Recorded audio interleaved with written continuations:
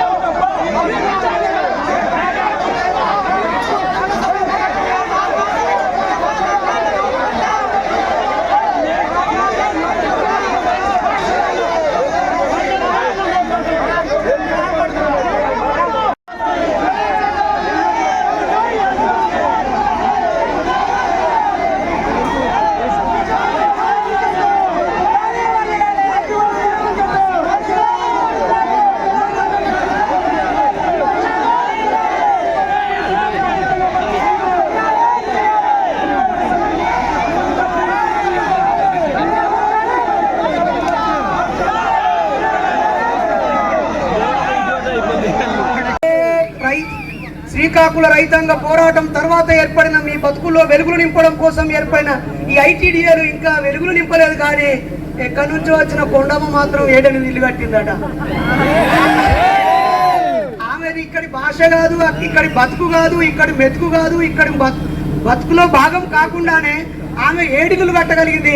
మరి తాత ముత్తాతల నుంచి ఇక్కడే పుట్టి ఆకాశంలో ఎగురుతున్న పక్షిని కొట్టగలిగిన, తనకంటే వేగంగా పరిగెత్తే పులులను వేటాడగలిగిన, మదించిన ఏనుగును కూడా బంధించిన ఈ వీరులు ఇంకా ఎందుకు తినడానికి తిండి, కట్టుకోవడానికి బట్ట, ఉండడానికి ఇల్లు లేదు?